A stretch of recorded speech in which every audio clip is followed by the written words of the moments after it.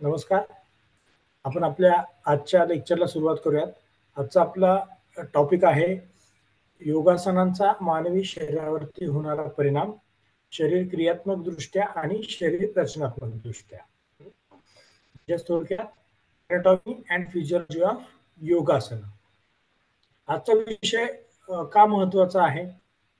कारण की बऱ्याच जणांना माहिती आहे की योगासनांमुळे अनेकविध फायदे आपल्याला होत असतात.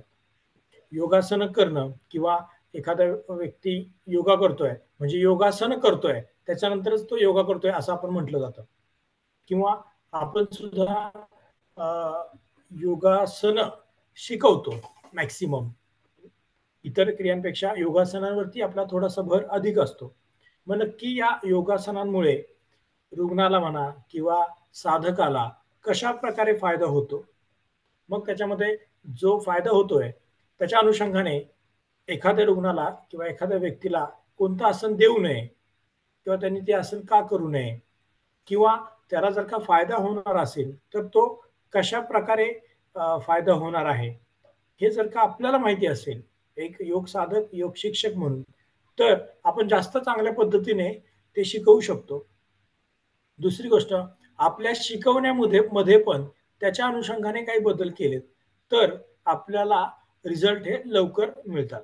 मग रिझल्ट दोन्ही प्रकारे एकतर शारीरिक दृष्ट्या पण आणि आध्यात्मिक दृष्ट्या पण. साधक पुढच्या पुढच्या पायऱ्या ज्या आहेत योगाच्या म्हणजे जसं प्राणायाम असेल, प्रत्याहार असेल, ध्यान असेल, धारणा असेल, ध्यान असेल, तर या प्रत्येक टप्प्यांवरती साधक लवकरात लवकर पुढे जात असतो. बरोबर. तर आपण आजचं सेशन आपलं सुरू करूयात. त्यासाठी मी पीपीटी शेअर करतो.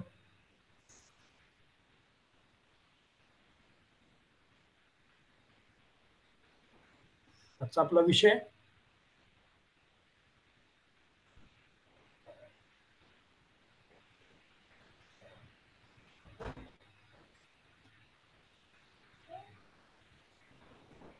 आपल्याला सगळ्यांना माहिती आहे की आपलं मन सतत काही ना काहीतरी विचार करत असतं आणि या मनाच्या विचारचक्रांवरती किंवा त्याच्या वृत्तींवरती नियंत्रण मिळवलं म्हणजे योग. म्हणजे योगस्तु चित्तवृत्ती निरोध महर्षी पतंजलीने सांगितलेलं आहे.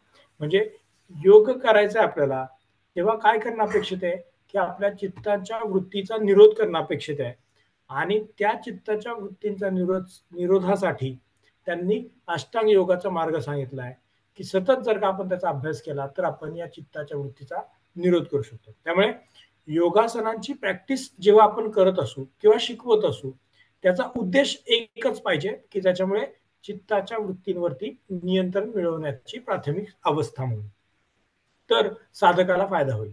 नुसतंच शरीर म्हणजे त्यांच्याकडून वर्कआउट करून घेणं हा उद्देश आपला त्याच्यामध्ये नसावा. ही व्याख्या आपण पूर्वी बघितली होती जेव्हा शुद्धिक्रियांच्या बाबतीमध्ये आपण शरीर क्रियात्मक आणि शरीर रचनात्मक दृष्टीने काय फरक होतो तर समदोषासमाग्निश्च समधातू मलक्रिया प्रसन्नात्मेंद्रिय मनहा स्वास्थित्य विद्यते. आत्मा इंद्रिय मन हे प्रसन्न अवस्थेमध्ये ठेवणे हे महत्वाचं आहे जर का आपण परिपूर्ण आरोग्याची व्याख्या करत असू तर. आणि त्याशिवाय दोष धातू मल अग्नी यांची अवस्था सुद्धा प्राकृत किंवा समावस्थेमध्ये ते अपेक्षित आहे किंवा त्यांचं कार्य एक समान गतीमध्ये सुरू असणं अपेक्षित आहे. ठीक आहे. मग आसनांच्या बाबतीमध्ये आपण आज आसनांचा शरीरावरती होणारा परिणाम पाहणार आहोत. त्याच्यामध्ये मी मगाशी सांगितले आसनच काय होतात मोस्टली शिकवले जातात. बरोबर. किंवा त्याचा शरीरावरती होणारा परिणाम एका साधकाला किंवा योग शिक्षकाला माहिती असणं अपेक्षित आहे. बरोबर. किंवा सामान्य लोकांना तर योगा करतोय म्हणजे आसन करतोय हेच माहिती असतं. त्यांचा आवाज चालू आहे त्यांनी आवाज म्यूट करा.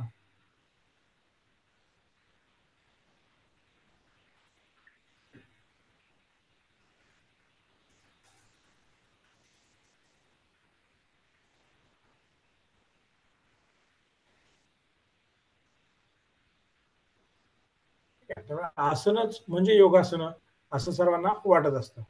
मग महर्षी पतंजलींनी काय सांगितलं याच्याबद्दल, तर स्थिरम सुखम आसनम, ही व्याख्या सर्वांना माहिती असेल. स्थिरम सुखम आसनम म्हणजे काय, की ज्या स्थितीमध्ये आपल्याला स्थिरता आणि सुखकारकता अनुभवायचे येते त्याला आसन म्हणतात. बरोबर. मग हे स्थिरता फक्त शारीरिक नाही तर मानसिक स्थिरता सुद्धा आवश्यक आहे. मग प्राथमिक साधकाला तुम्ही आसनं जर का डायनेमिक स्टेजमध्ये शिकवत असाल, तर जसं जसं साधक आपल्याकडे जास्त कालावधीपर्यंत येतोय किंवा साधकाला आपल्याला डायनेमिक स्टेटकडून स्टॅटिक स्टेजकडे घेऊन जायचं आहे असं आपल्याला लक्षात घ्या, तेव्हा शरीराकडून मनाकडे तो व्यक्ती जाणार आहे. मग आसनं केल्यामुळे नक्की काय होतं आणि आपल्याला त्याचा फायदा काय होतो, किंवा आता तुम्ही माझे 2-3 लेक्चर्स किंवा प्रॅक्टिकल अटेंड केलं असेल काही दिवसांपूर्वी, तर त्याच्यामध्ये तुमच्या लक्षात येईल की शिकवताना मी नेहमी ब्रेन एंगेजमेंट किंवा ब्रेनचं नियंत्रण किंवा पूर्ण हालचालींवरती तुमचं नियंत्रण ठेवा, शरीरातील स्नायूंकडे लक्षपूर्वक म्हणजे जाणीवपूर्वक लक्ष द्या, असं आपण जेव्हा सांगत असतो त्याचा अर्थ काय आहे, तर हे तुम्हाला पुढच्या काही स्लाइड्समध्ये कळेल.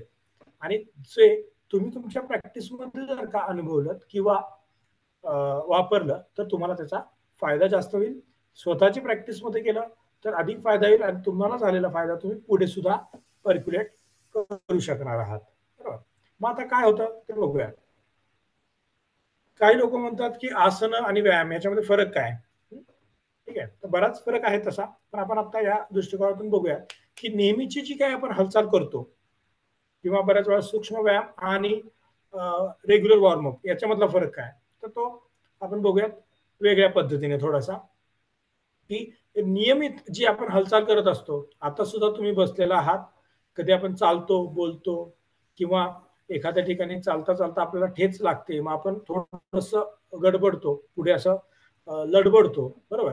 आणि मग स्वतःला सावरत उभं राहतो. बरोबर. म्हणजे काय होतं, तर तुम्हाला ठेच लागल्यानंतर किंवा आता तुम्ही बसलेला आहात त्या पोझिशनमध्ये तुमची स्थिती व्यवस्थितरित्या मेंटेन करण्यासाठी काही स्नायूंचं आकुंचन होत असतं, काही स्नायूंचं प्रसरण होत असतं. बरोबर. हे तुम्ही स्वतःहून करता का, तर नाही, हे आपोआप होत असतं. काही गरजेनुसार जर का तुम्हाला पुढे वाकायचं आहे तर पुढे वाकताना काही स्नायूंचं आकुंचन करावं लागतं, काही स्नायूंचं प्रसरण करावं लागतं. बरोबर. किंवा मागे झुकताय तिथे सुद्धा सेम कंडिशन आपल्याला करावी लागते. बरोबर. प्रत्येक हालचालीमध्ये स्नायूंची इन्व्हॉल्वमेंट असते आणि ही स्नायूंची जी काही इन्व्हॉल्वमेंट आहे किंवा हालचाल आहे तर ती आपल्या नकळत कंट्रोल होत असते. बरोबर. मग ते कोण कंट्रोल करतं, तर आपल्या शरीरातलं मेडुला पॉन्स सेरेबेलम, शरीरातलं म्हणजे म्हणण्यापेक्षा मेंदू मधलं विशेषतः. ठीक आहे. जी सीएनएस आहे, सेंट्रल नर्वस सिस्टीम आहे, त्याच्यातलं मेंदू हा जो महत्वाचा पार्ट आहे, त्या मेंदूतलं पण एक मोठा मेंदू आणि छोटा मेंदू थोडक्यात आपल्याला सांगायचं झालं तर छोट्या मेंदूचे जे पार्ट असतात ते मेडुला पॉन्स सेरेबेलम आणि बेसल गँग्लिया यांच्या मार्फत हे आपोआप कंट्रोल करत असतं आपल्या नियंत्रणाशिवाय. बरोबर. हे लक्षात आलं तुमच्या.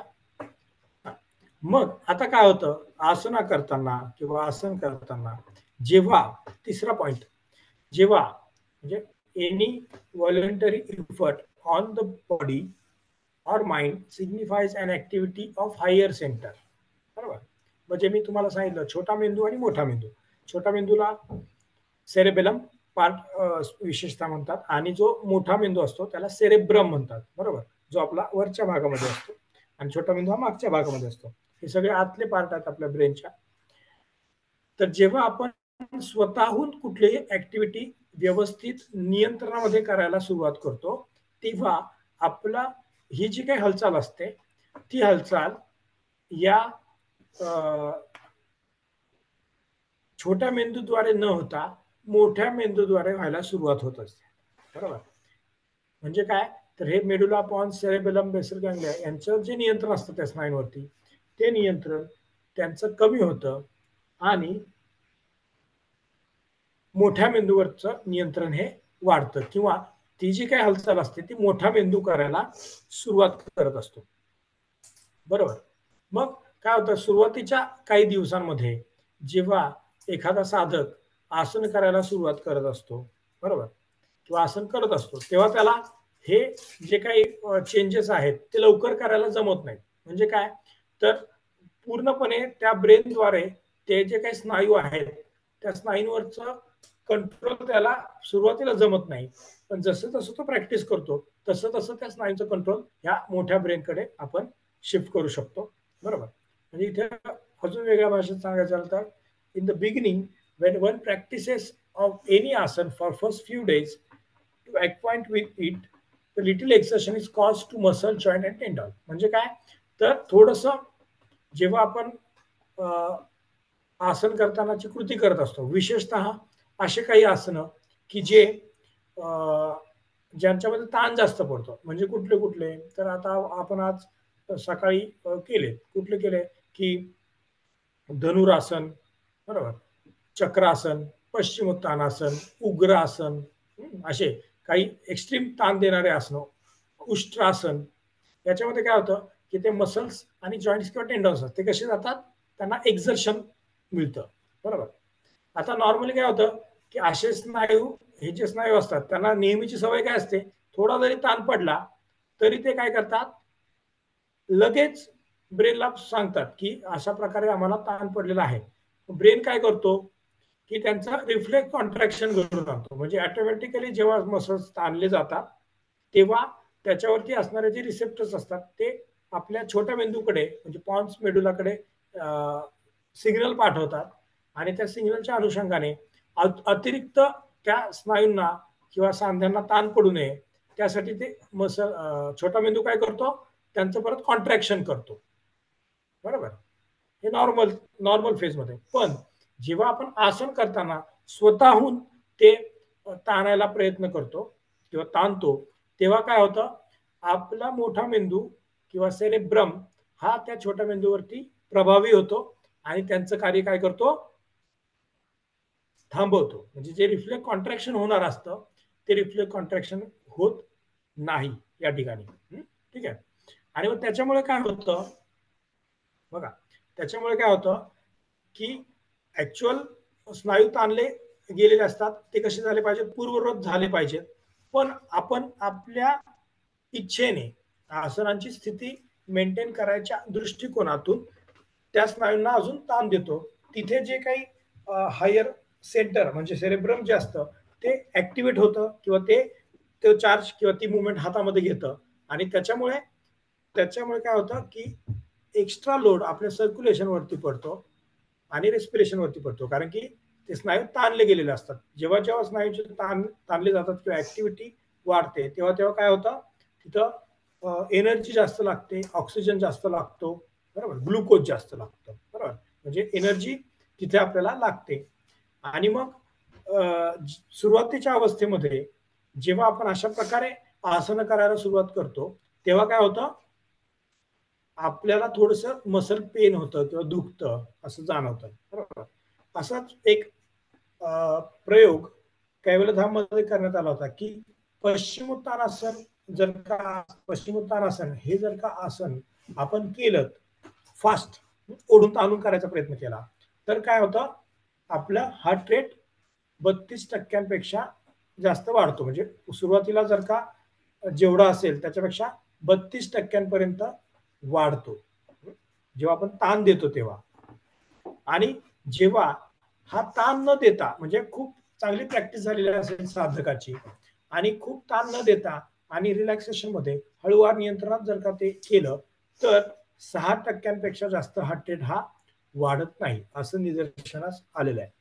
बरोबर, मग त्याच्यामुळे काय की आपली एनर्जी कॉस्टिंग ही सुरुवातीच्या प्रॅक्टिसमध्ये जास्त असते आणि नंतर ती कशी झाली पाहिजे, कमी झाली पाहिजे, पहिली गोष्ट. दुसरं की ही जी काही एनर्जी कॉस्ट आपली आपल्याला कमी करायची असेल तर आपल्याला एफर्टलेसली आसन करणं गरजेचं आहे, जे महर्षी पतंजलीने सांगितलंय, प्रयत्न शैथिल्यम अनंत समापत्तीभ्याम. बरोबर, प्रयत्न शैथिल्यम अनंत समापत्तीभ्याम या प्रकारे जर का आपण आसन केलं तर आपल्याला खूप चांगल्या प्रकारे फायदा हा होणार आहे. लक्षात आला की ज्याच्यामुळे कार्डिओ रेस्पिरेटरी मेकॅनिझम मध्ये कुठलाही फरक पडणार नाही किंवा कमी प्रमाणामध्ये त्याच्यामध्ये बदल घडून येईल. ठीक आहे. म्हणून जे पतंजलीने सांगितलंय की प्रयत्नशक्तीयम अनंत समापत्तीभ्याम.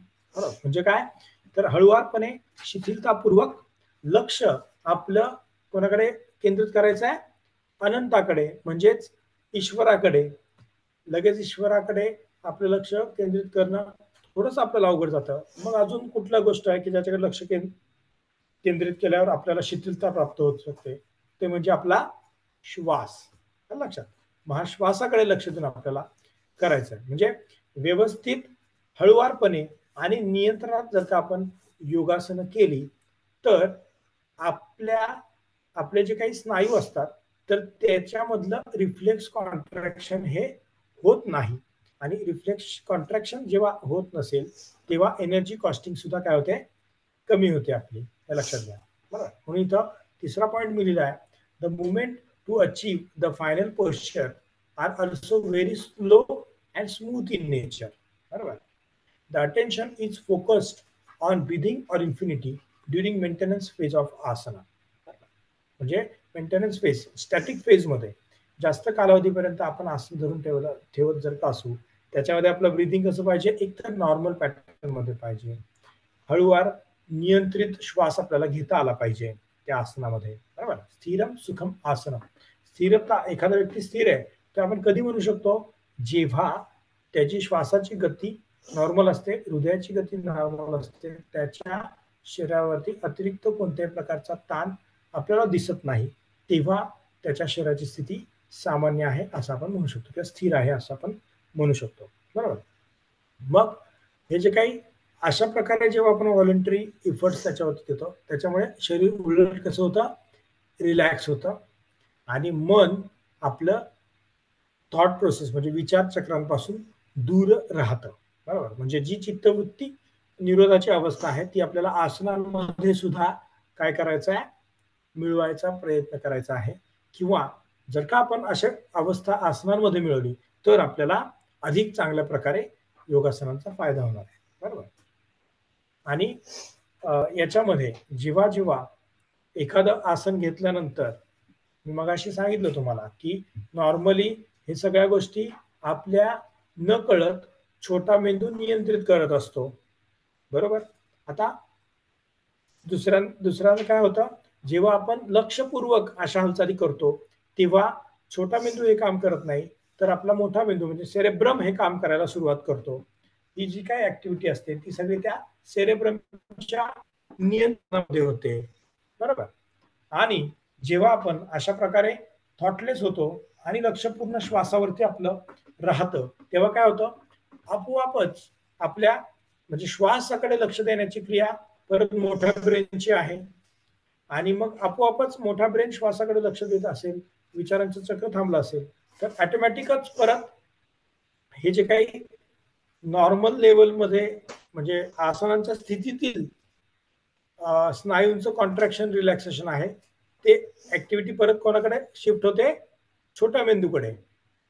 बरोबर. म्हणजे त्याच्यामुळे काय होतं, now the lower brain centre are free to control the posture. लक्षात. म्हणजे जेव्हा सुरुवातीच्या अवस्थेमध्ये ते छोटा मेंदू कंट्रोल करत असतो जे आपल्या नियंत्रणात नसतं. बरोबर. नंतर काय होतं, आपण जाणीवपूर्वक हालचाल नियंत्रित करतो मोठ्या मेंदूद्वारे, आणि हळूहळू जशी आपली प्रॅक्टिस वाढते तसं तसं आपल्या ते प्रॅक्टिस वाढल्यानंतर आपण एखाद्या स्टॅटिक फेजमध्ये जर का आसन थांबत असू, म्हणजे आसनाच्या फायनल स्थितीमध्ये, अंतिम स्थितीमध्ये आपण जास्त कालावधीपर्यंत थांबत असू आणि तेव्हा जर का लक्ष आपल्या श्वासावरती केंद्रित केलं, तर परत आपली जी अंतिम स्थिती आहे ती स्थिती नियंत्रित करायचं काम कोण करायला लागतं, कोण करायला लागतं, सुरुवातीचा छोटा ब्रेन. बरोबर. म्हणजे मेडुला पॉन्स.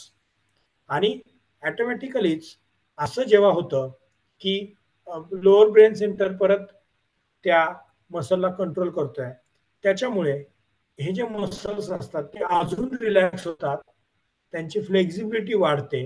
बरोबर.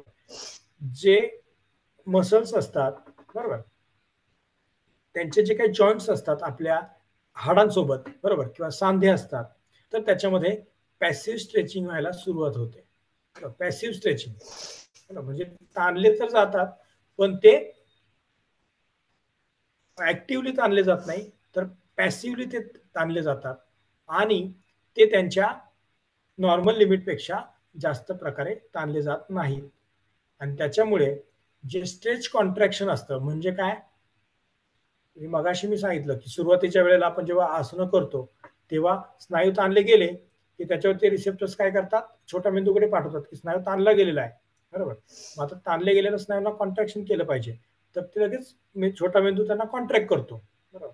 पण जेव्हा आपण एफर्ट प्लेस करत असतो आसनांची प्रॅक्टिस, तेव्हा ते जे स्नायू असतात ते त्यांच्या मर्यादेपेक्षा जास्त लेवलपर्यंत ताणले जात नाहीत, पण जे अगोदर जेवढे ताणले गेल्यानंतर ते रिफ्लेक्स पाठवायचे त्याच्यापेक्षा जास्त ताणले गेल्यानंतर सुद्धा ते रिफ्लेक्स पाठवत नाहीत.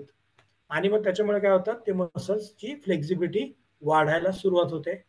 मसल टोन जो आहे तो मेंटेन राहतो किंवा कमी व्हायला सुरुवात होते. आलं लक्षात.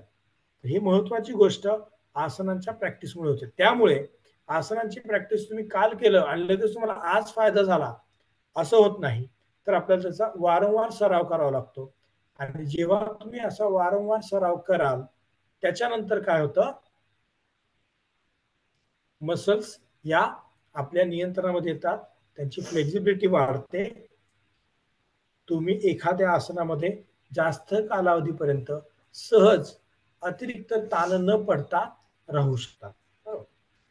अर्थातच याचा अर्थ असा आहे की आपल्याला सगळ्या गोष्टी कशा करायच्या, नियंत्रित करायच्या आहेत. अनियंत्रित इथे कोणतीही गोष्ट आपल्याला करायची नाही. दुसरं, मसल टोनच्या बाबतीमध्ये आपण बोलत होतो की मसल टोन म्हणजे काय, तर partial contraction of the muscle at the resting level, त्याला म्हणतात मसल टोन.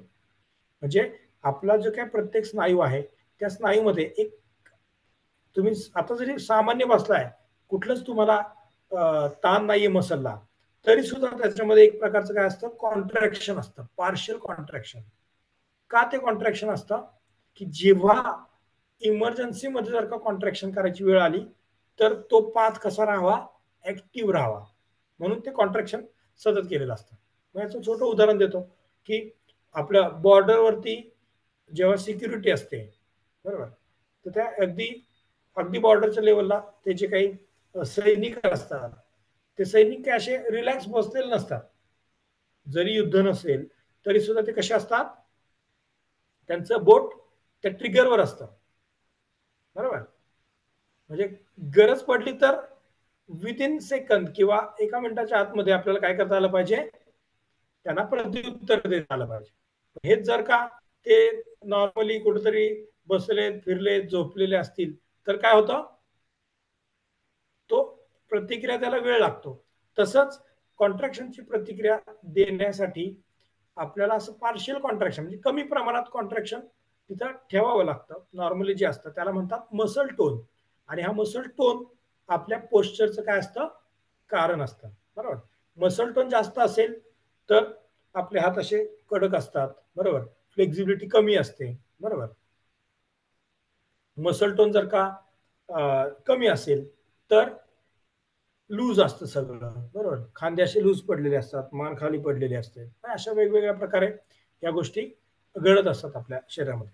आणि या मसल टोन मेंटेन करण्यासाठी ते जे काही नसा असतात ज्या मेंदूपासून निघालेल्या असतात त्या स्नायूंपर्यंत गेलेल्या असतात, तर त्या सुद्धा जे काही नसा असतात त्या कशा होतात, रिलॅक्स होतात मसल टोन कमी झाल्यामुळे.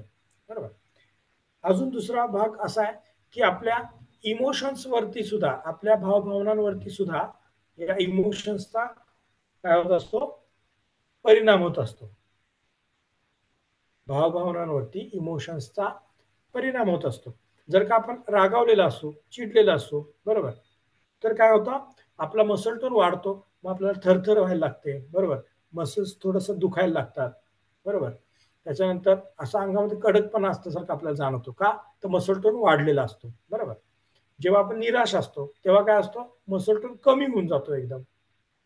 पण अशा प्रकारच्या आसनांच्या प्रॅक्टिसमुळे काय होतं की आपल्या भावभावनांचा परिणाम या मसल टोनवरती होत नाही किंवा कमी प्रमाणामध्ये होतो. म्हणून म्हणून काय सांगितलंय महर्षी पतंजलींनी, ततो द्वंद्वाभिघातात, म्हणजे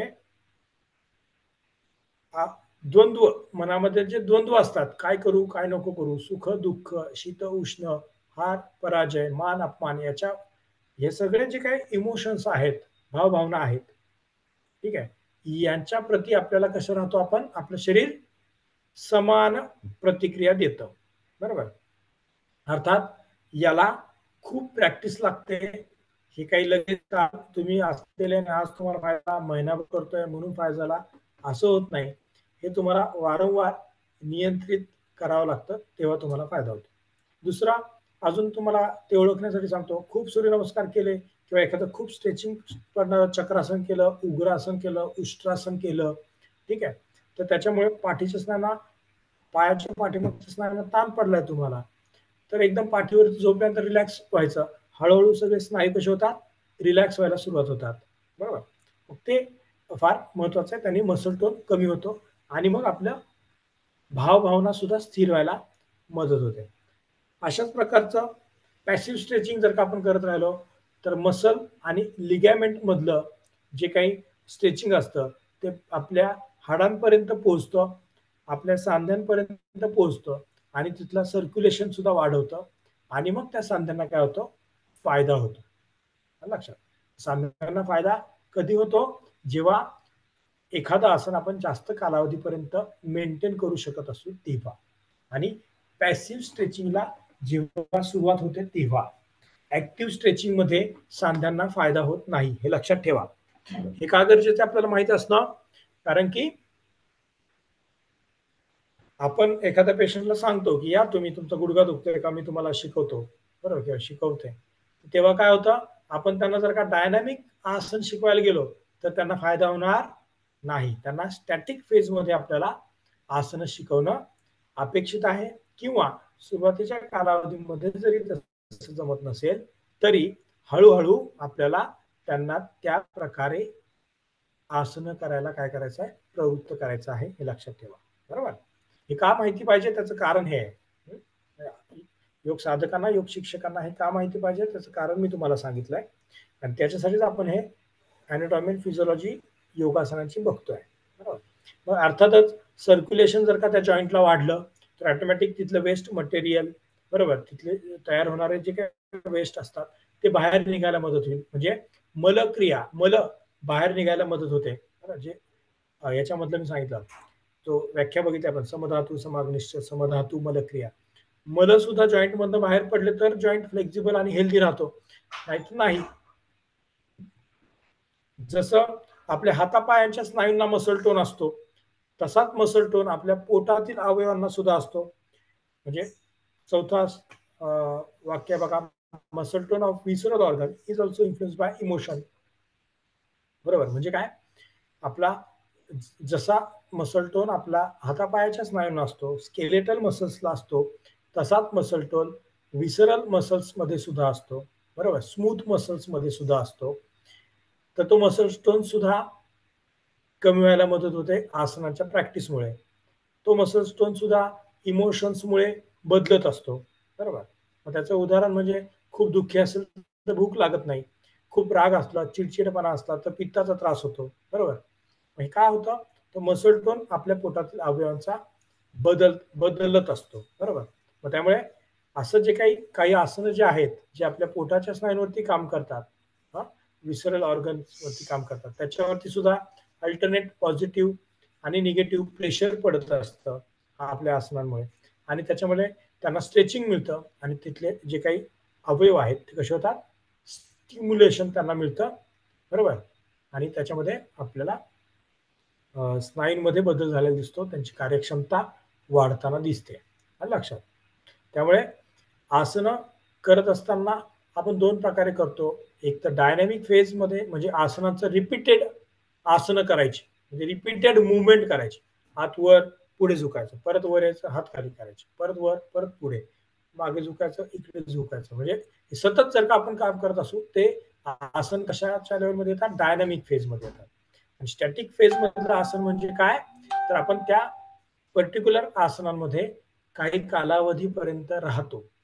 बरोबर. त्यामुळे आसनांची सुद्धा अशा प्रकारे आपण शिकवताना बदल करू शकतो. काही आसनं डायनॅमिक फेजमध्ये घ्यायचे, काही आसनं स्टॅटिक फेजमध्ये घ्यायचे. बरोबर.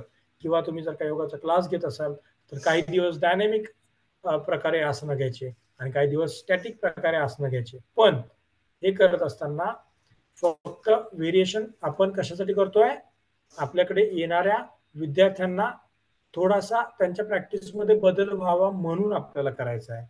पण आसनांची प्रॅक्टिस मात्र किंवा आसनांचा फायदा मात्र हा कधी होणार आहे, जेव्हा तुम्ही शास्त्रोक्त पद्धतीने आसनं शिकवाल तेव्हाच होणार आहे. जोपर्यंत त्यांच्या वृत्तीचा निरोध होत नाही तोपर्यंत आसनांचा फायदा होणार नाही. ठीक आहे. त्यामुळे प्रयत्नशक्तिल्यम अनंत समापत्तिभ्याम हे कधीही विसरायचं नाही, हे लक्षात ठेवा.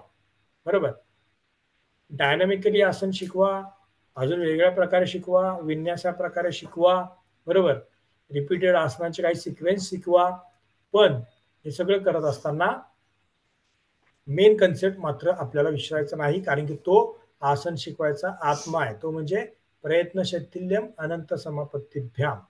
ओके. आणि तरच तत्व द्वंद्व अभिघातात होणार आहे. बरोबर. आता पुढचं आपण बघूयात की आसनांचे प्रकार.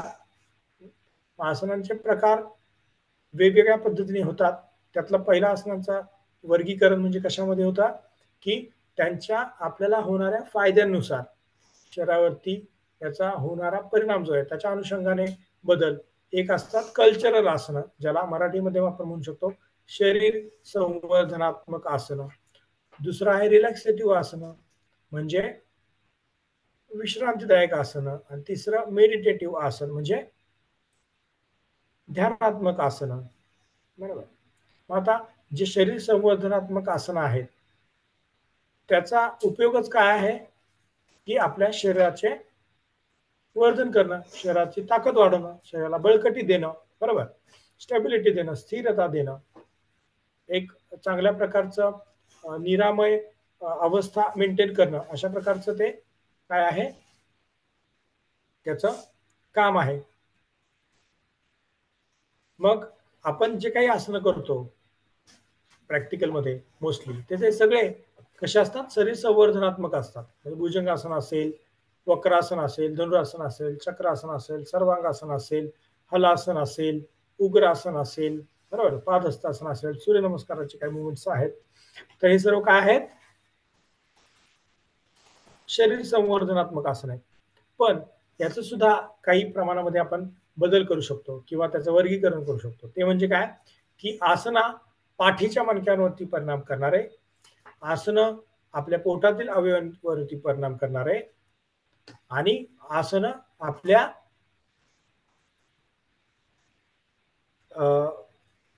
वेस्टिब्युलर ऑर्गन म्हणजे बॅलन्सिंग सेंटरवरती परिणाम करणारे, आणि दुसरं काय आहे, आपल्या स्नायूंवरती परिणाम करणारे. बरोबर. स्नायूंवरती परिणाम करणारे म्हणजे अधिक स्नायू त्याच्यामध्ये ताणले जातात असे. ठीक आहे. मग आसना वर्किंग ऑन स्पायनल कॉलम, त्याचे पण आपण प्रकार काय करू शकतो, पुढे झुकणारे आसनं, मागे झुकणारे आसनं, लॅटरल बेंडिंग आसनं. बरोबर. ट्विस्टिंग आसनं आणि इन्व्हर्टेड. बरोबर. बॅकवर्ड बेंडिंग धनुरासन, चक्रासन, भुजंगासन. बरोबर. Forward bending Shashankasana, Paschimottanasana. बरोबर. त्याच्यानंतर लॅटरल बेंडिंग, त्याच्यामध्ये तिर्यक चक्रासन. बरोबर. तिर्यक चक्रासन असतं. ट्विस्टिंग मध्ये काय येणार, अर्धमत्स्येंद्रासन, वक्रासन, परिवृत्त त्रिकोणासन. बरोबर. अशा प्रकारचे आसनांचं आपण वर्गीकरण करू शकतो. आणि याच्यामुळे काय होतं, मोस्टली आपले जे काही स्पायनल कॉलम आहे, जे पाठीचा मणका आहे, पाठीचा कणा आहे, त्याचे जे काही लिगेमेंट्स असतात, मसल्स असतात, त्या पाठीच्या मणक्यामधून निघणाऱ्या जे काही नसा असतात, त्या नसांना रक्तपुरवठा चांगला होतो, त्यांचं स्ट्रेंथनिंग होतं, त्यांची बळकटी वाढते, त्यांची फ्लेक्झिबिलिटी वाढते. बरोबर. आणि आपल्या एकंदरीतच जे काही पोश्चर असतं त्याच्यामध्ये काय होतं, बदल चांगल्या प्रकारे होत असतो. बरोबर. दुसरं आहे आसना वर्किंग ऑन प्रोप्रिओसेप्टर्स. बघा आता हे जरी आपण सांगत असतो तर प्रत्येक आसनाचा परिणाम हा पाठीच्या मणक्याच्या हालचालीवरती होतोच, प्रत्येक स्नायूंवरतीच होतोच. पण विशेषतः जर आपण असं वर्गीकरणच करणार असू तर त्याच्यामध्ये आपल्याला स्पेसिफिकली लिहावं लागतं की आता समजा चक्रासन आहे ते स्पेसिफिकली जास्त ताण कुठे पडतो, पाठीच्या मणक्याला. मग ते पाठीच्या मणक्यावरती काम करणारं आसन होईल. आता asanas working on and through proprioceptors. Proprioceptors म्हणजे काय, तर आपले जे स्नायू असतात त्या स्नायूंवरती रिसेप्टर्स असतात. मग अशी सांगितलं तुम्हाला की त्या स्नायूंवरती रिसेप्टर्स असतात. ते ताणले गेले की ते लगेच आपल्या छोट्या मेंदूला काय करतात, सिग्नल पाठवतात किंवा खूप ताणलं गेलेलं आहे आता कॉन्ट्रॅक्शन करा. मग ते रिव्हर्स कॉन्ट्रॅक्शन करत असतं. ते जे रिसेप्टर्स असतात त्याला प्रोप्रिओसेप्टर्स म्हणतात.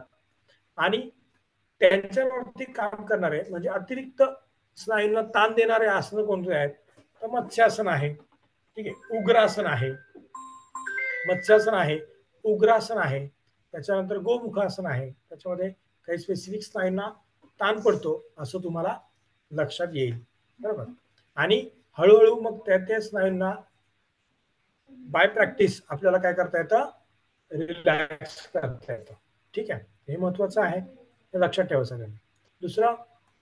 तिसरं, आसनात working on and through visceroreceptors. म्हणजे आता जसं प्रोप्रिओ रिसेप्टर्स आहेत तसे विसेरो रिसेप्टर्स किंवा विसेरोसेप्टर्स म्हणजे काय, की पोटातील जे अवयव असतात त्यांच्यावरती सुद्धा अशा प्रकारचं मेकॅनिझम असतं. खूप जास्त प्रमाणामध्ये जर का ते ताणले गेले किंवा त्याच्यामध्ये बदल झाला तरी सुद्धा ते कशाशी कनेक्टेड आहेत, आपल्या मेंदूशी कनेक्टेड आहेत. बरोबर. त्यांच्यामध्ये होणारा बदल मेंदूपर्यंत पोहोचतो आणि मेंदू त्याच्यावरती काय घेत असतो, ऍक्शन घेत असतो, काय करायचं काय नाही करायचं ते. बरोबर. मग अशा रिसेप्टर्स वरती काम करणारे आसनं कोणती, म्हणजे थोडक्यात पोटातील अवयवांवरती दाब देणारे आसनं. मग ते योग मुद्रासन आहे, पश्चिमोत्तानासन आहे, हलासन आहे. बरोबर. अजून अजून काय तुम्ही ऍड ऑन करू शकता याच्यामध्ये, अर्धमत्स्येंद्रासन पण ऍड होईल कारण की त्याच्यामध्ये सुद्धा पोटातील अवयवांना खूप चांगल्या प्रकारे ताण पडतो. मग असं जर का असेल तर मग डायबिटीसचे पेशंट, ज्यांची पचनशक्तीची काही तक्रार आहे, कॉन्स्टिपेशनची काही तक्रार आहे, अशा पेशंट्सला आपण हे सगळं आसन काय करू शकतो, व्यवस्थित प्रिस्क्राईब करू शकतो, त्यांना सांगू शकतो. बरोबर. चौथा आसनाचा प्रकार आहे आसना वर्किंग ऑन वेस्टिब्युलर ऑर्गन्स. म्हणजे आसन आपल्या संतुलनात्मक केंद्रांवरती परिणाम करणार, म्हणजे बॅलन्सिंग सेंटरवरती परिणाम करणार आहे. बरोबर. मग ते कोणते आसन आहेत, सगळे बॅलन्सिंग आसनं. शीर्षासन आहे, सर्वांगासन आहे, बकासन आहे, त्याच्यानंतर वृश्चिकासन आहे. बरोबर. अजून इतर हँडस्टँड आहे.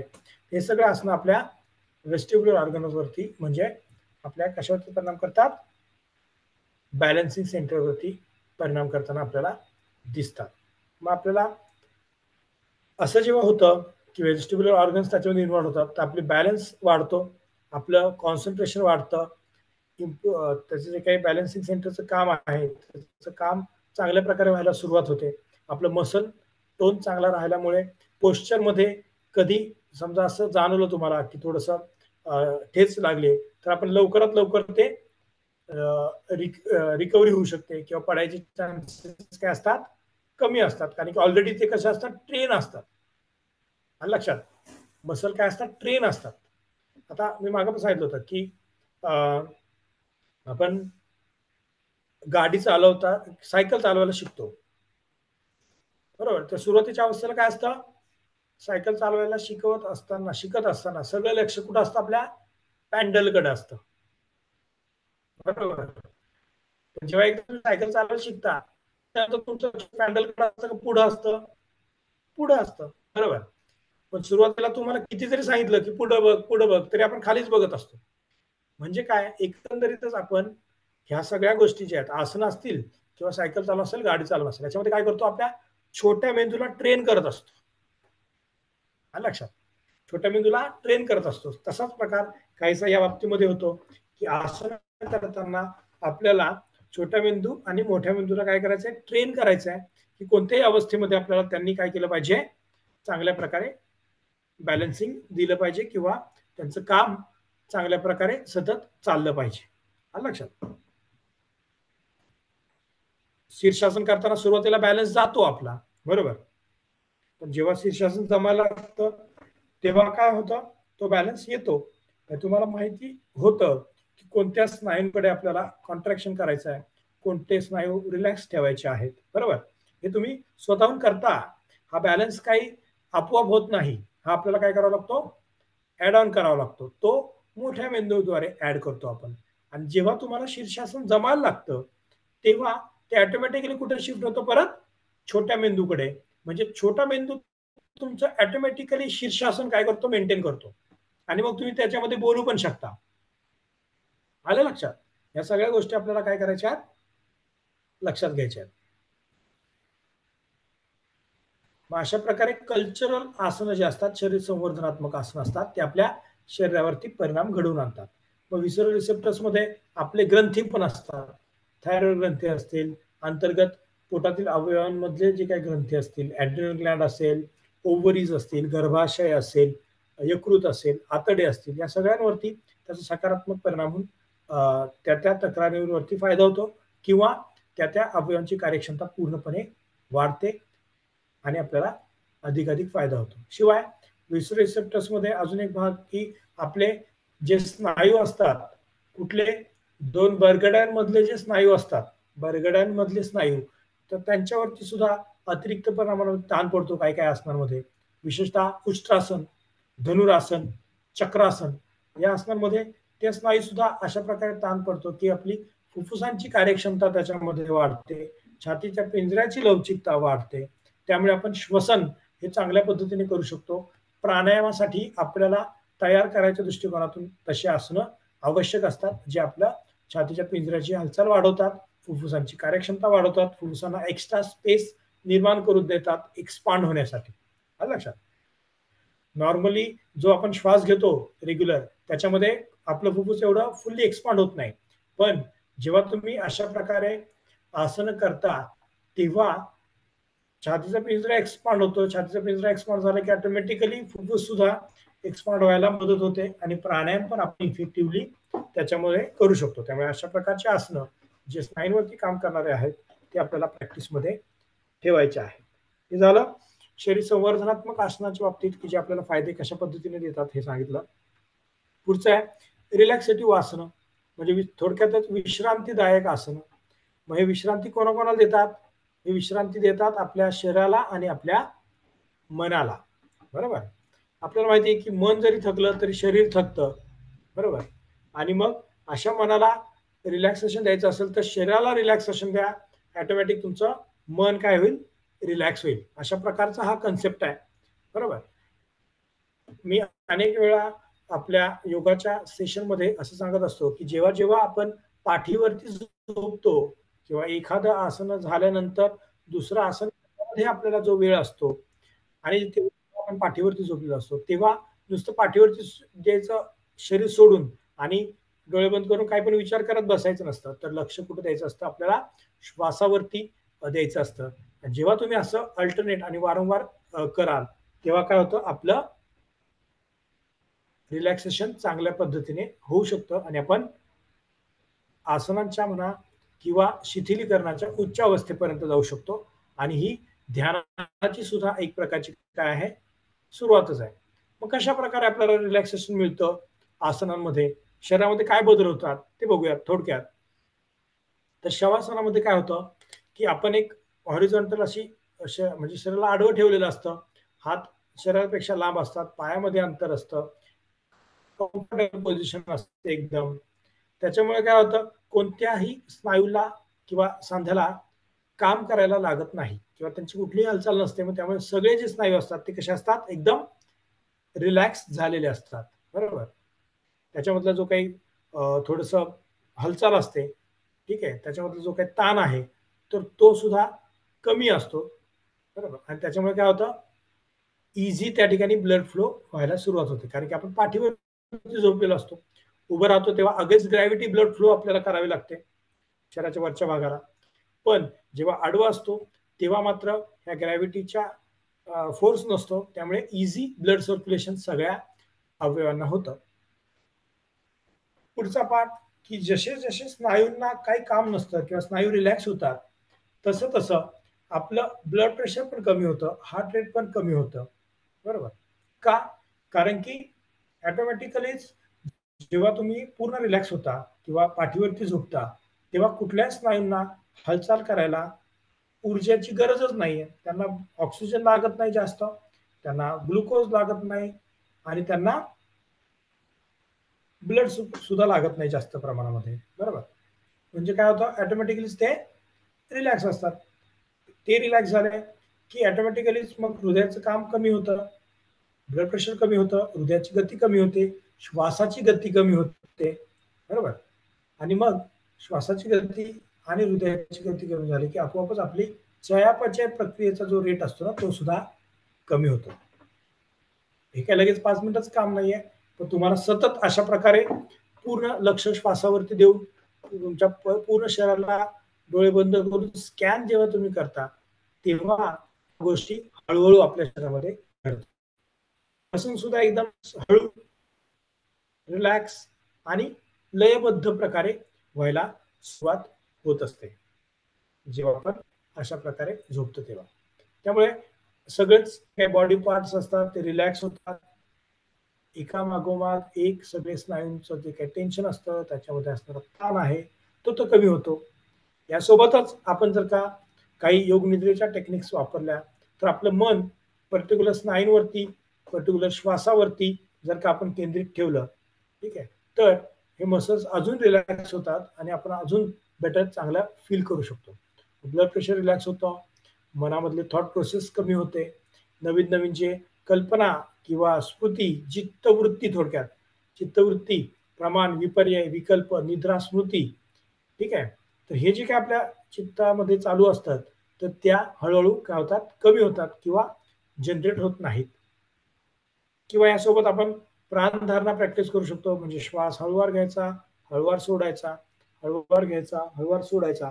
असं जर का आपण करत असू, तर आपोआपच काय होणार आहे, आपलं पूर्ण शरीर रिलॅक्स होणार आहे आणि आपल्याला त्याचा फायदा होताना दिसतो, की मनासोबतच शरीर रिलॅक्स होतं आणि एक्स्ट्रा लोड जेव्हा शरीराचा कमी होतो, तेव्हा आपल्या मनाला प्रसन्न अवस्था प्राप्त होते. जेव्हा तुम्ही थॉट प्रोसेस तुमची कमी कराल, तेव्हा मन आपल्याला आपल्या नियंत्रणामध्ये ठेवता येतं किंवा स्पेसिफिक डायरेक्शन त्याला आपल्याला चांगल्या प्रकारे देता येते. बरोबर. मग ते हे सगळं विचारांच्याच गोष्टी आहेत.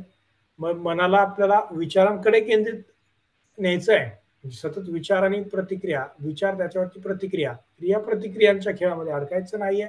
तर आपल्याला काय करायचं आहे,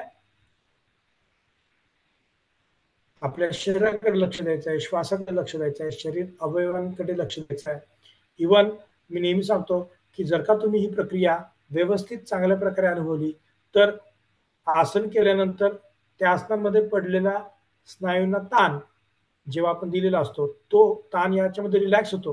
तर तो कशाप्रकारे रिलॅक्स होतो, हे सुद्धा आपल्याला या प्रॅक्टिसमध्ये कळू शकतं किंवा तो रिलॅक्स होण्याचा कोणता पाथ आहे, कोणत्या मेंदूच्या नसांद्वारे ते स्नायू रिलॅक्स होतात हे आपल्याला कळायला लागतं आणि आपण स्वतःहून व्हॉलंटरीली मसल काय करू शकतो, रिलॅक्स करू शकतो आणि त्यामुळेच जे भावभावना आहेत, त्या भावभावनांचं शरीरावरती होणारा परिणाम हा कमी होतो आणि शरीरावरती होणारा परिणाम कमी झाला की ऑटोमॅटिकलीच भावभावनांची तीव्रता काय होते, कमी होते आणि ही तीव्रता जेवढी कमी, तेवढं आपल्या ज्या नॉर्मल प्रतिक्रिया असतात, ठीक आहे, त्या बदलतात. बरोबर. जर का तुम्हाला खूप घाम येत असेल, एखादी तुम्हाला राग आलाय, खूप घाम आलाय, बरोबर, किंवा तुम्ही थरथर कापताय, तर तुम्हाला असं वाटतं की लगेच आपण त्या राग आलेल्या, ज्याच्यामुळे राग आला त्याला बोलू, त्याला त्याच्याशी भांडू, अशी ऑटोमॅटिकलीच रागाची प्रतिक्रिया निर्माण होते. पण जर का आलेल्या रागाची तीव्रता जर का कमी असेल किंवा त्या रागामुळे आपल्या शरीरावरती होणारी प्रतिक्रिया ही जर का सौम्य असेल, तर अर्थातच आपली प्रतिक्रिया सुद्धा बदलते. लगेच तुम्ही त्याला उलट बोलायला जाणार नाही किंवा लगेच मारायला जाणार नाही किंवा आपली प्रत्येक प्रतिक्रिया त्याच्यामध्ये बदलू शकते. म्हणूनच मनावरती सुद्धा या अशा प्रकारच्या प्रॅक्टिसचा फायदा होतो. त्यामुळे सांगितलं जातं की शवासनामुळे ब्लड प्रेशर कमी होतं, झोप लागत नसेल तर झोप व्यवस्थित लागायला सुरुवात होते, टेन्शन कमी होतं, आपली जी काही चिंता असते, अँझायटी असते ती कमी होते, बरोबर. मग त्यामुळे सपोर्टिव्ह ट्रीटमेंट म्हणून डायबिटीज, हायपर ॲसिडिटी, आर्थरायटिस याच्यामध्ये सुद्धा अशा प्रकारच्या आसनांचा आपल्याला फायदा होताना दिसतो. पुढचं आहे मेडिटेटिव्ह आसनं. मग मेडिटेटिव्ह आसनामध्ये काय होतं, तर शरीर स्थिर प्रकारे आपल्याला मेंटेन करायचं असतं. जसं भगवद्गीतेमध्ये सांगितलंय, काय सांगितलंय, समकाय शिरोग्रीव, म्हणजे शरीर सम अवस्थेमध्ये मान आणि डोकं छाती एका सरळ रेषेमध्ये ठेवून आपल्याला काय करायचं आहे, बसायचं आहे ध्यान अवस्थेमध्ये, बरोबर. मग ते आपल्याला कशामध्ये साध्य होऊ शकतं, स्वस्तिक आसन आहे, सिद्धासन आहे, पद्मासन आहे, वज्रासन आहे, साधी मांडी घालून आहे, फक्त पाठीचा कणा कसा पाहिजे, ताट पाहिजे. मेडिटेटिव्ह आसनामध्ये आपल्याला स्थिर अवस्था प्राप्त होणे गरजेचं आहे. व त्याच्यामधले विशेष सांगायचं झालं तर पद्मासन या आसनामुळे किंवा सिद्धासन याच्यामुळे काय होतं, आपल्या मांडींचा जो त्रिकोण तयार होतो, मांडी आणि पुढचे दोन पाय याच्यामुळे जो त्रिकोण तयार होतो, त्याच्यामुळे आपल्याला कम्फर्ट झोन तयार होतो, की मेडिटेटिव्ह अवस्थेमध्ये जेव्हा तुम्हाला तुमचं पूर्ण लक्ष तुमच्या मेंदूवरती दोन्ही भुवयांच्या मध्ये केंद्रित होतं, तेव्हा आपलं ब्रेन ऑटोमॅटिकलीच आपल्या ही जी काही पोझिशन आहे ती मेंटेन करायला सुरुवात करतं. त्यामुळे ह्या त्रिकोणामुळे काय होतं, आपल्याला चांगला बेस तयार होतो. थॉट प्रोसेस कमी असल्यामुळे हृदयाची गती, श्वासाची गती कमी होते. अर्थात मेडिटेशन करणं एवढं सोपं नाही आहे, ठीक आहे. तर हे जे मी तुम्हाला सांगतोय तर ते मेडिटेटिव्ह अवस्थेमध्ये सांगतोय. जर का डोळे बंद करून नुसते विचारच तुम्ही करत बसला तर मात्र हा फायदा होत नाही. पण जर का त्या विचारांची तीव्रता, विचारांची संख्या हळूहळू कमी होत गेली बाय प्रॅक्टिस, तर आपल्याला फायदा होतो, की ब्लड प्रेशर कमी होतं, श्वासाची गती कमी होते, मेटाबॉलिक रेट कमी होतो, अंतर्गत अवयव चांगल्या प्रकारे कार्य करायला सुरुवात करतात. जे काही थायरॉइड ग्रंथी असतील, ओव्हरीज असतील, म्हणून थायरॉइडचा त्रास असेल, पाळीच्या काही तक्रारी असतील, वंध्यत्व, इन्फर्टिलिटी, पीसीओडी या आजारांमध्ये सुद्धा अशा प्रकारच्या मेडिटेटिव्ह असण्यामुळे काय होतं, फायदा होताना आपल्याला दिसतो. त्यामुळे हे सगळं जरी वेगवेगळं मी तुम्हाला सांगितलं असलं तरी सुद्धा प्रॅक्टिस करताना आपल्याला या सगळ्यांचं कॉम्बिनेशन करायचं आहे. कधी शरीर संवर्धनात्मक आसनाद्वारे शरीरातील अंतर्गत अवयव, स्नायू, बरोबर, यांना काय करायचं, आपल्याला ताण द्यायचा आहे.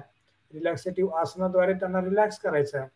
परत ध्यानात्मक आसनांद्वारे त्यांची कार्यक्षमता आपल्याला काय करायची आहे, वाढवायची आहे. ती प्राणशक्ती आपल्याला पर्टिक्युलर अवयवांपर्यंत घेऊन जायची आहे, बरोबर. पण घेऊन कधी जाऊ शकता, जेव्हा तुम्हाला त्या प्राणशक्तीचा अवेअरनेस तयार होईल, तुम्ही त्याच्यामध्ये लक्ष देऊ शकता जास्त कालावधीपर्यंत, तेव्हाच आपण अशा प्रकारे आसनांचा फायदा घेऊ शकतो, बरोबर. मग आसनांचा फायदा, जनरल बेनिफिट्स काय आहेत, तर पूर्ण शरीराला त्याचा एक वर्कआउट मिळतो. जर का तुम्ही डायनॅमिक फेजमध्ये आसन कराल, कधी वर्कआउट मिळणार आहे, बरोबर. वर्कआउट कधी मिळणार आहे, डायनॅमिक फेजमध्ये, बरोबर. म्हणजे तुम्ही रिपीटेडली ऍक्टिव्हिटी करताय, पश्चिमोत्तानासन, हलासन करताय, वक्रासन करताय, सूर्यनमस्कार करता आहात, बरोबर, सर्वांगासन करताय, त्याच्यानंतर सेतुबंधासन करताय, बरोबर, चक्रासन करताय, त्याच्यानंतर पवनमुक्तासन करताय, पवनमुक्तासनाचे व्हेरिएशन करताय. त्यामुळे डायनॅमिक आसनं पण आपल्याला शिकवता आले पाहिजेत, बरोबर. आपण आपल्या योग महाविद्यालयामध्ये अशा प्रकारचे वेगवेगळे कन्सेप्ट शिकवतो, की म्हणजे एका योग शिक्षकाला किंवा एक ए योग साधकाला काय करता आलं पाहिजे, सगळ्या प्रकारे योग साधना शिकवता आली पाहिजे. नुसतंच प्राणायाम शिकवा. कधी कधी असं मी आता पाहतो, की कधी कधी योगासनं खूप जास्त चांगली येत नसतात. मग काय करा, मग प्राणायाम जास्त प्रमाणात शिकवलं जातं किंवा मेडिटेशन शिकवलं जातं. पण तसं अपेक्षित नाही आहे. तर सगळ्या प्रकारचे योगा आपल्याला, योग साधना आपल्याला शिकवता आली पाहिजे, कारण की ही साधना आहे. फक्त तुम्हाला साधकाला शारीरिक लेवलवरती काम करायचं नाहीये, मानसिक लेवलवरती काम करायचं आहे. तुमची साधना सुद्धा तुम्हाला काय करायची आहे, वाढवायची आहे. त्यामुळे अशा प्रकारे आपल्याला काम करणं गरजेचं आहे, बरोबर. एंडोक्राईन सिस्टीम हा चार्ट मी तुम्हाला मागच्या वेळेस पण दाखवला होता, पण आज त्याचं मी एक्सप्लेनेशन मात्र वेगळ्या पद्धतीने करणार आहे. एंडोक्राईन सिस्टीम म्हणजे परत स्मूथ मसल्स असतात, बरोबर. म्हणजे थायरॉइड ग्रंथी असेल, ओव्हरीज असतील, ॲड्रिनल ग्लँड असेल, पिच्युटरी ग्लँड्स असतील, तर त्या स्मूथ वसल्सवरती सुद्धा मगाशी सांगितलं तसं विसरल रिसेप्टर्स, योग मुद्रासन, वक्रासन, पश्चिमोत्तानासन, हलासन, कर्णपीडासन, सेतुबंधासन, मत्स्यासन या आसनांद्वारे या पर्टिक्युलर अवयवांवरती किंवा एंडोक्राईन ग्लँड्सवरती, ग्रंथींवरती सकारात्मक परिणाम होऊन त्यांचं कार्य सुधारतं. त्यामुळे थायरॉइडचे काही त्रास असेल, पाळीचे काही त्रास असतील, डायरेक्ट हायपरटेन्शन किंवा इनडायरेक्ट हायपरटेन्शन असेल, इसेन्शियल हायपरटेन्शन असेल, ठीक आहे, किंवा प्रायमरी हायपरटेन्शन असेल, त्याच्यामध्ये अशा प्रकारे आपल्याला फायदा होतो. किंवा रिप्रोडक्टिव्ह ऑर्गन्स, मी आता हेच सांगितलं की त्यांच्यामध्ये त्यांचं कार्यसुद्धा वाढतं. मेटाबॉलिझम जे आहे आपलं ते सुधारतं. मेटाबॉलिझम म्हणजे काय? चयापचय प्रक्रिया. म्हणजे काय? आपल्या शरीरामध्ये वेगवेगळ्या प्रकारच्या क्रिया या सुरू असतात नेहमी, बरोबर. कोणकोणत्या क्रिया सुरू असतात?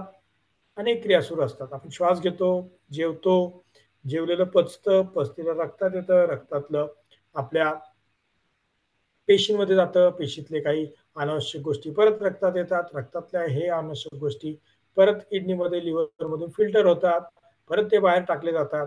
या सगळ्या गोष्टींना चयापचय प्रक्रिया म्हणतात, बरोबर. तर ही चयापचय प्रक्रिया अतिशय चांगल्या प्रकारे व्हायला सुरुवात होते, जेणे आपलं आयुष्य वाढतं आणि पर्टिक्युलर अवयव जे आहेत त्यांची कार्यक्षमता वाढायला मदत होते आणि आपल्याला दीर्घायुष्य प्राप्त होतं, बरोबर. ही मेटाबॉलिक प्रक्रियेमध्ये जरी बदल झाला, ठीक आहे, नॉर्मली स्ट्रेस अवस्थेमध्ये मेटाबॉलिक रेट हा कसा असतो? वाढलेला असतो. बघा, घाईघाई करत असतो. म्हणजे थोडक्यात काय वाढणे म्हणजे काय? घाईघाई करणे, बरोबर. समजा तुम्हाला एखादी गोष्ट करायची आहे, त्याला तुम्हाला 10 मिनिटं लागतात, तीच गोष्ट तुम्हाला 5 मिनिटात करायची झालं तर एवढे इफेक्टिव्हली ती होत नाही, बरोबर. घाईघाईत होते किंवा काहीतरी राहून जातं, बरोबर. तसंच मेटाबॉलिक रेट जेव्हा जास्त असतो तेव्हा या सगळ्या गोष्टी मी जे सांगितलं, खातो, श्वास घेतो, ऑक्सिजन येतो, खाल्लेलं रक्तात येतं, रक्तातलं पेशीमध्ये येतं, पेशीतलं परत रक्तात येतं, रक्तातलं परत बाहेर काढलं जातं, बरोबर. परत गरज निर्माण होते. या सगळ्या गोष्टी होत असतात, पण त्या प्राकृत होत नाहीत. काहीतरी त्यात राहतो, बरोबर. तो लॅक्युना नंतर पुढे आजारामध्ये डेव्हलप होतो, बरोबर. त्यामुळे मेटाबॉलिझम आपलं कसं राहायला पाहिजे? नॉर्मल राहायला पाहिजे. त्यासाठी नॉर्मल व्यक्तीने सुद्धा योगासन करणं का गरजेचं आहे? तर या प्रक्रियेमुळे, या प्रक्रियेसाठी की मेटाबॉलिझम कसं झालं पाहिजे? चांगलं झालं पाहिजे. प्रत्येक वेळेला काहीच त्रास नाहीये म्हणजे अंतर्गत काही सुरू नाही असं नाहीये.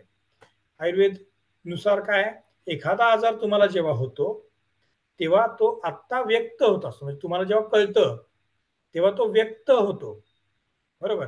पण तो व्यक्त होण्यापूर्वी तुमच्या शरीरामध्ये कमीत कमी 2 वर्षापासून त्याची प्रक्रिया ही सुरू झालेली असते.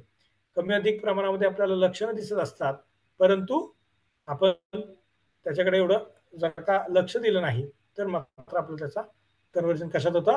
आजारामध्ये होतं. त्यामुळे मेटाबॉलिझम सुधारणं हे गरजेचं आहे.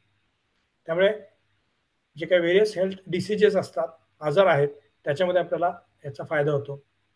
स्ट्रेसमध्ये स्ट्रेस कमी करण्यासाठी सुद्धा योगाचा फायदा होतो, बरोबर. मागच मी एकदा असं बोलता बोलता सांगितलं होतं की स्ट्रेसमुळे आपल्याला काय होतं? आपले अंतर्गत अवयव प्रभावित होतात किंवा स्नायू जे असतात ते कडक होतात आणि त्याच्यामुळे काय होतं? ब्लड प्रेशर वाढलेलं असतं, हार्ट रेट वाढलेला असतो, मेटाबॉलिक रेट वाढलेला असतो, बरोबर. श्वासाची गती वाढलेली असते. पण अशा प्रकारच्या प्रॅक्टिसमुळे एकदम शिथिलतापूर्वक आसनं, शिथिलतापूर्वक शिथिलतापूर्वक हालचाल, श्वासावरती लक्ष, रिलॅक्सेशन टेक्निक्स, मेडिटेशन टेक्निक्स, या सगळ्या गोष्टीमुळे आपल्या ब्रेनला आपण अशा प्रकारे ट्रेन करत असतो की कोणतीही सिच्युएशन आपल्या बाह्य घटकांमध्ये असेल तर त्याचा परिणाम अगदी सहजरित्या आपल्यावरती होत नाही, बरोबर. मग आता अर्थातच मी मगाशी सांगितलं की चिडलेला असेल तर आपला मसल टोन वाढतो, बरोबर. मग ते काय होतं? आणि त्याच्यामुळे आपली प्रतिक्रिया बदलते, बरोबर. सेम तसंच स्ट्रेसमध्ये सुद्धा आपल्याला शरीराला जर का त्रास व्हायला सुरुवात झाली की आपली प्रतिक्रिया नेहमी काय होत असते? बदलत असते, बरोबर. मग ती प्रतिक्रिया जर का आपल्याला आली नाही बाह्य परिस्थितीची किंवा तसा परिणामच शरीरावरती झाला नाही, तर ऑटोमॅटिक आपण प्रतिक्रियेमध्ये काय करू शकतो, बदल करू शकतो. बरोबर. त्यामुळे स्ट्रेस आपला जास्त प्रमाणात कमी होतो. ठीक आहे. जे प्रोप्रिओरिसेप्टर्स असतात म्हणजे स्नायू असतात, त्या स्नायूंची फ्लेक्झिबिलिटी वाढल्यामुळे सुलभ प्रसूती व्हायला मदत होते महिलांमध्ये. बरोबर. डायनॅमिक फेजमध्ये आसन आपण करतो तेव्हा स्नायू आणि फॅट्स कमी व्हायला मदत होते. बरोबर. वेट मॅनेजमेंट त्याच्यामुळे आपण करू शकतो. स्ट्रेस रिडक्शन करू शकतो. वेदना असतील तर ते वेदना सुद्धा आपण कमी करू शकतो. बघा, जे व्यक्ती कधीच व्यायाम करत नाही त्यांना थोडं जरी दुखलं तरी ते कसं वाटतं, मोठं दुखल्यासारखं वाटतं. पण जे रेग्युलर व्यायाम करतायत आणि त्यांना पेन काय आहे हे माहिती आहे, म्हणजे आसनं करताना होणारा वेदना किंवा पडणारा ताण, या ताणामुळे आपण एक प्रकारचं पेन मॅनेजमेंट करत असतो हे लक्षात घ्या. कारण की पेन थ्रेशोल्ड हा आपला वाढतो त्याच्यामुळे. बरोबर. म्हणजे कधी कधी काय होतं, थोडं जरी लागलं तरी आपण खूप लागल्यासारखं करतो. असे पण तुम्ही कधी उदाहरणं बघितलं असेल. थोडं लागलं की खूप लागल्यासारखं करतात. आणि काही काहींना दिसतंय मोठी जखम आहे तरी पण म्हणतात काय नाही, ठीक आहे ठीक आहे. हा कशामुळे होतो परिणाम, हा त्यांचा एकतर मनामुळे तर होतोच, पण शिवाय हा बदल त्यांच्यामध्ये असू शकतो की एक चांगल्या प्रकारे व्यायाम करतोय, वर्कआउट करतो आहे, थोडंसं शरीराकडे त्याचं लक्ष आहे. ऑलरेडी व्यायाम करताना, योगासनं करताना स्नायू ताणले गेलेले आहेत. त्याचा पेन, त्याच्यामध्ये असणारा ताण त्याने अनुभवला आहे. तर त्या मानाने कंपॅरेटिव्हली हा ताण काहीच नाही असं त्यांच्या लक्षात येऊ शकतं. त्यामुळे पेन मॅनेजमेंट करायला मदत होते. बरोबर. त्यामुळे नेहमी जर का आपण योगासनं करत असू, तर असं म्हणता येत नाही की कधीच तुम्हाला आजार होणार नाही किंवा कधी तुम्हाला दुखणार नाही एखादा अवयव किंवा ताण होणार नाही. पण तुम्ही मात्र नियमित चांगल्या प्रकारे योगासन केल्यानंतर तुमचं पेन मॅनेजमेंट हे चांगल्या प्रकारे करू शकता. बरोबर.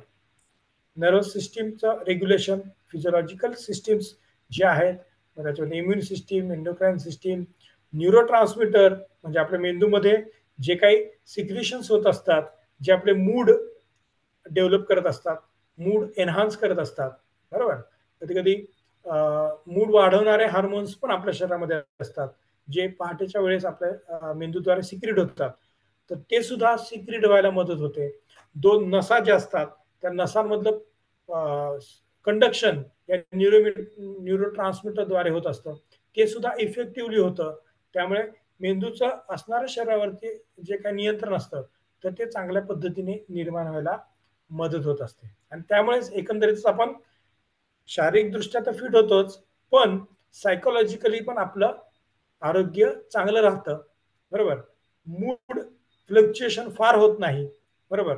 कुठलीही गोष्ट आजूबाजू झाली तरी लगेच राग येणं, लगेच खाली जाणं, लगेच आनंदित होणं असं होत नाही. एका स्टेबल लेवलवरती आपण काम करतो, ज्याला आपल्या योगाच्या भाषेमध्ये आपण काय म्हणू शकतो, समत्वम योग उच्चते. बरोबर. ते कधी प्राप्त होतं, अशा प्रकारे तुम्ही योगासनांची प्रॅक्टिस करत असाल तेव्हा. त्यामुळे तुम्ही ॲज अ योग शिक्षक जेव्हा योग साधना शिकवायला सुरुवात करणार आहात, तेव्हा तुम्हाला या सगळ्या गोष्टी माहीत पाहिजे आणि आपल्या साधकाला सुद्धा किंवा आपल्या विद्यार्थ्याला सुद्धा अशा प्रकारे योग साधना करून फायदा करून तुम्हाला देता आला पाहिजे. बरोबर. त्यामुळे या सगळ्या गोष्टी तुम्ही लक्षात ठेवा, माहिती घ्या, परत परत वाचा. बरोबर. हे काही आसनांचे मी फोटो इथे दाखवले आहेत. त्याच्यामध्ये पवनमुक्तासन आहे, एका पायाने, दोन्ही पायाने. पश्चिमोत्तानासन पोटावरती परिणाम करणारे, विसर रिसेप्टर्सवरती परिणाम करणारे, पाठीच्या स्नायूंना ताण देणारे आणि पायाच्या पाठीमागच्या स्नायूंना ताण देणारे आसनं. कटिचक्रासन, ट्विस्टिंग आसन, हे वज्रासन सर्वांना माहिती आहेत आसनं, पण तरी सुद्धा थोडं वेगळ्या पद्धतीने त्यांचं एक्सप्लेनेशन मी करतोय. महामुद्रा. बरोबर. याच्यामध्ये आपल्याला थोडंसं बंध लावायचे असतात. जालंधर बंद, उड्डाण बंद, मूलबंद याच्यामध्ये लावायचा आहे. पायाच्या पाठीमागच्या स्नायूंना ताण, प्राणशक्ती शरीराच्या दोन्ही बाजूंना जाण्यासाठी दोन्ही प्रकारे करायचा आहे. योग मुद्रासन वेगवेगळ्या प्रकारे आपण केलेलं आहे. पोटाच्या स्नायूंवरती ताण देत आहे. जर का व्यवस्थित आपण पद्मासनामध्ये केलं तर आपल्या पोटातील अवयवांचा टाचनचा दाब पोटावरतील अवयवांवरती पडणार आहे. मंडूकासन अंतर्गत अवयवांवरती ताण त्याचा पडणार आहे. वक्रासन, ट्विस्टिंग आसन म्हणजे पाठीच्या पीळ देणारं आसन आहे, जे डायबिटीसमध्ये चांगल्या प्रकारे वापरतात. अजून एक मुद्दा इथे सांगायचा आहे की प्रत्येक वेळेला अमुक एक 4 आसनं करा, तुमचं डायबिटीस पूर्ण बंद होईल, अमुक एक 4 आसनं करा, तुमचं ह्या आजार पूर्ण बरा होईल, असं कधी होत नसतं. तर तुम्हाला अशा प्रॉपर सिक्वेन्सनी त्यांना योगासनं शिकवायचे आहेत. जोपर्यंत ते एकाग्र होत नाहीत, जोपर्यंत त्यांचं मन नियंत्रण येत नाही, जोपर्यंत त्यांच्या श्वासावरती नियंत्रण येत नाही, तोपर्यंत तो फायदा अधिकचा फायदा त्यांना होणार नाही, हे लक्षात ठेवा. त्यामुळे आसनं करताना आपल्याला थोडक्यात त्याचं वर्गीकरण करणं अपेक्षित आहे. पहिल्या अवस्थेमध्ये शारीरिक लेवलवरती काम करतो, डायनॅमिक स्टेटमध्ये, बरोबर, प्राथमिक साधक. दुसऱ्या अवस्थेमध्ये लक्ष त्याच्या आसनांकडे देऊन ती अवस्था मेंटेन करणं गरजेचं आहे. तिसऱ्या अवस्थेमध्ये ती अवस्था मेंटेन करून श्वासावरती लक्ष देणं गरजेचं आहे. चौथ्या अवस्थेमध्ये ती अवस्था मेंटेन करून श्वास आणि मन एकाग्र करणं गरजेचं आहे. तरच आपल्याला अशा प्रकारे फायदा होऊ शकतो आणि आपण डीपर आणि डीपर फायदा मिळवू शकतो, बरोबर. वेगळ्या भाषेत सांगायचं झालं तर पंचकोशांच्या अनुषंगाने पण आपल्याला की प्राथमिक अवस्थेमध्ये अन्नमय कोशावरती काम होतं. जर का तुम्ही अजून डीपर अवस्थेमध्ये पुढे गेलात तर तुमच्या प्राणमय कोशावरती काम होणार, तुमच्या मनोमय कोशावरती काम होणार आणि तुमच्या विज्ञानमय कोशावरती काम होणार आहे, बरोबर. आपल्या योगशास्त्रामध्ये किती प्रकारे आपण हे वर्णन करू शकतो पहा, बरोबर. म्हणून एकच सूत्र महत्वाचं आहे, प्रयत्नशक्तिल्यम अनंत समापत्तीभ्याम.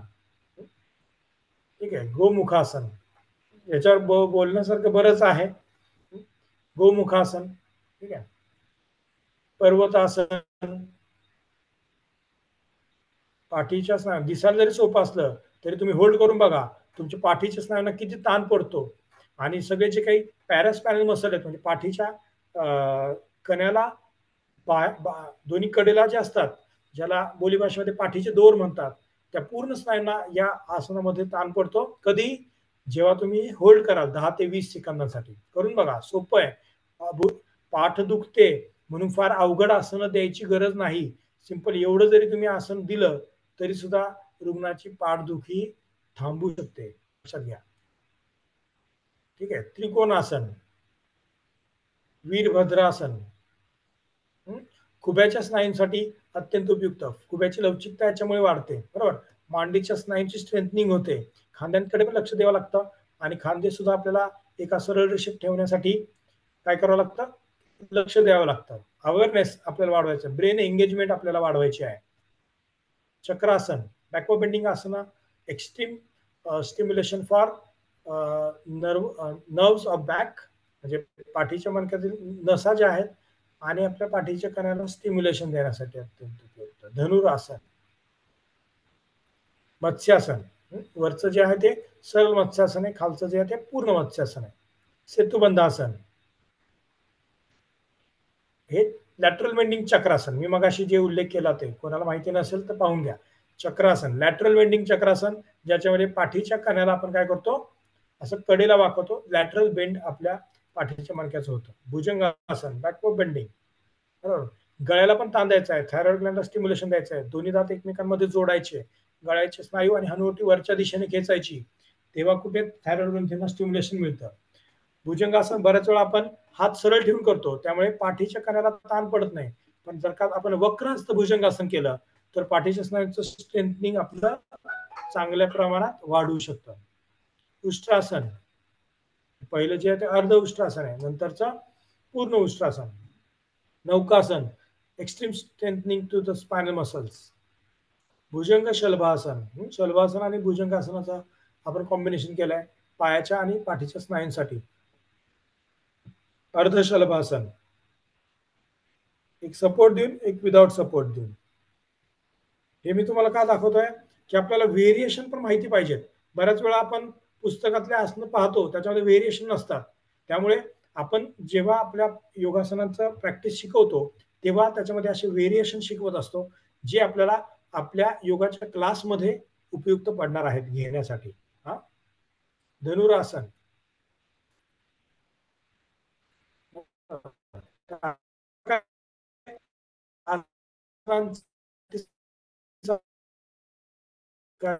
करायची त्याच्यामध्ये आपल्याला ऍक्च्युअल फायदा हा आहे आसन. ठीक आहे. जर फक्त तारीख लेवलवरती शिक तर काय होतं, रुग्णांना फक्त थोडा श्वास पाठीतील प्रत्येक हालचाल आपल्या नियंत्रणामध्ये होईल असं शिकवायचं. अशा पद्धतीने जर का तुम्ही शिकवायला सुरुवात केली तर मात्र काय होणार आहे, तुम्हाला तुमच्या साधकांना आणि तुमच्या स्वतः वैयक्तिक आयुष्यामध्ये त्याचा फायदा होणार आहे. आलं लक्षात? त्यामुळे अशा प्रकारे आपल्याला प्रॅक्टिस करणं गरजेचं आहे. याच्यामध्ये कोणाला काही शंका आहे का?